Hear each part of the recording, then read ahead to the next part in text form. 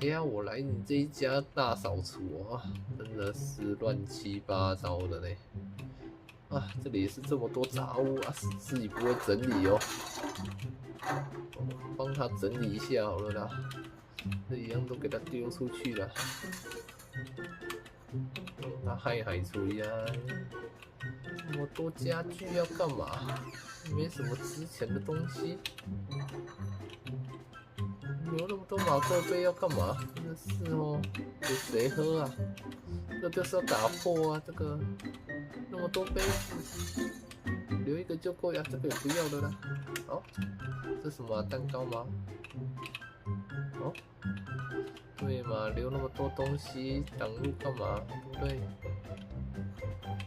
还有什么值钱的吗？没有了。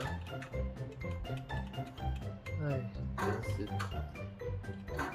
没什么价值的东西。